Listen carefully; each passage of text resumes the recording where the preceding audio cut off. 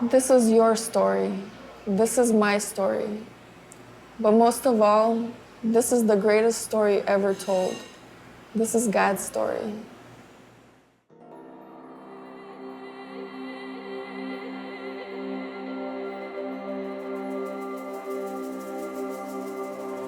When King David was very old, he could not keep warm even when they put covers over him.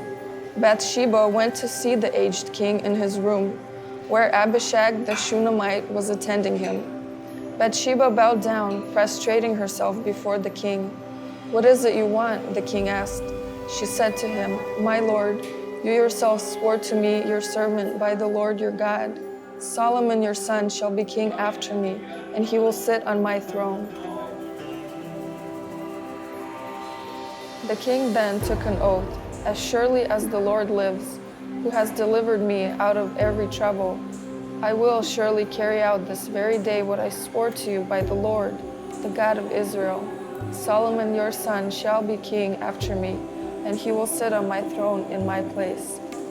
Then Bathsheba bowed down with her face to the ground, prostrating herself before the king, and said, "May the Lord, King David, live forever." When the time drew near for David to die, he gave a charge to Solomon his son. "I am about to go the way of all the earth," he said. "So be strong, act like a man, and observe what the Lord your God requires. Walk in obedience to him and keep his decrees and commands, his laws and regulations, as written in the law of Moses. Do this so that you may prosper in all you do and wherever you go, and that the Lord may keep his promise to me. If your descendants watch how they live, and if they walk faithfully before me with all their heart and soul, you will never fail to have a successor on the throne of Israel."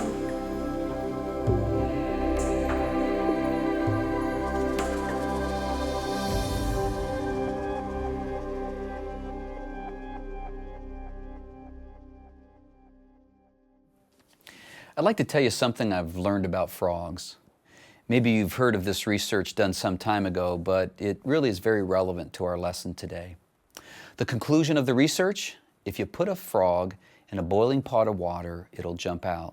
However, if you put a frog in a lukewarm pot of water and slowly turn up the heat, you'll be able to cook him and have some scrumptious frog legs for dinner. I heard they taste like chicken. How can this be? A frog can notice sudden changes like boiling water, but does not detect small incremental changes. When the frog does, it's too late. This is the story of Solomon, the main character of chapter 13 of the story. He started off as a strong frog. He could leap over lily pads like no one else. He was a blue blood frog, son of a king. Any princess would consider it a huge privilege to kiss this frog, and in the end, 700 do. But he got himself in a lukewarm pot of water that slowly got hotter and eventually cooked him. He started off strong, but finished poorly. Let me tell you of his tale. Chapter 13 opens up with King David at his end. He maintains his promise to make the son of Bathsheba the next king. Solomon had everything going for him. His dad is passing the leadership to him in great shape.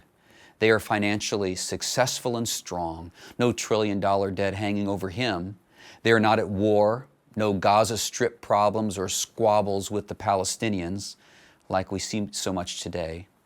King David even gave him the secrets of continued success in the speech you just heard. And Solomon starts off super strong.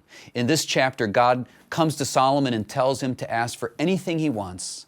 Solomon asked for wisdom to be able to carry out his duties, to properly govern the people, to discern right from wrong. Wow. How tempting not to ask for wealth or power or long life or a really cool car, or in Solomon's case, a 3-hump camel. God is pleased with Solomon's response, answers his request, and gives him wealth, honor, and power to boot. Solomon demonstrates this wisdom right off the bat. There are 2 ladies who have a dispute about a newborn baby. Both are claiming to be the mother. Solomon tells his men to cut the baby in 2 and give each mother a half. The first woman thought this was a reasonable solution, The second woman asked for the baby to be given to the first unharmed. Showing wisdom, Solomon gave the baby to the second woman. Now, I tried this with my boys when they were younger, fighting over Hot Wheel cars. It didn't work so well. They wanted to see me saw it in two. Solomon wrote his wisdom down for all of us to read. Proverbs, Ecclesiastes, Song of Solomon are filled with the sampling of lukewarm pots of water we should avoid. For example, here's one. Better to live in a desert than with a quarrelsome and nagging wife. No, that's not the one I was thinking of. How about this one in Proverbs? A gossip betrays a confidence, so avoid anyone who talks too much. In just his 4th year as king, he starts to build the temple for God's presence to rest. When the temple is complete, God comes to Solomon and tells him in plain English, or rather Hebrew, that if you continue to follow me, you will finish strong, and you will pass the kingdom to your son in the same great shape your father did for you. However, if you don't follow me, you'll get cooked, and it will cause a spiral in the nation, and the throne will be taken from your family. Solomon's popularity is growing. He is a rock star. People come from everywhere to see him and sit at his feet, like the Queen of Sheba. Jeremiah may have been a bullfrog, but so was Solomon. But then we come to the end of Solomon's life and his 40-year reign, and we see he got cooked. All kinds of trouble and adversaries emerge. It ends up destroying the nation. He started strong, but finished poorly. What happened? Solomon jumped into one of those proverbial pots of lukewarm water he wrote about. Which one? Let me read it to you. King Solomon, however, loved many wives besides Pharaoh's daughter, Moabites, Ammonites, Edomites, Sidonians, and Hittites. They were from nations about which the Lord had told the Israelites, "You must not intermarry them, because they will surely turn your hearts after their gods." Nevertheless, Solomon held fast to them in love. He had 700 wives of royal birth and 300 concubines, and his wives led him astray. As Solomon grew old, his wives turned his heart after other gods, and his heart was not fully devoted to the Lord his God, as the heart of David his father had been. He followed Ashtoreth, the goddess of the Sidonians, and Molech, the detestable god of the Ammonites.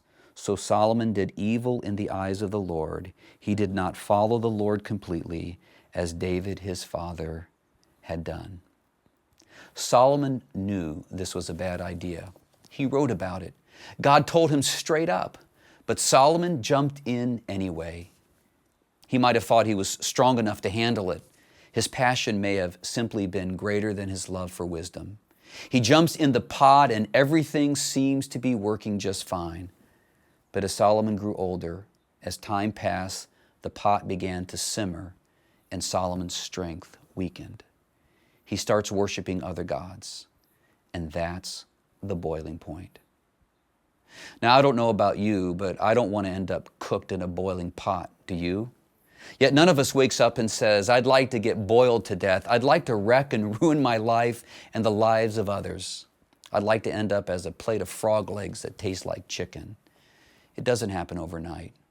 We jump in a pot of lukewarm water and we fail to see that the devil is turning up the flame underneath.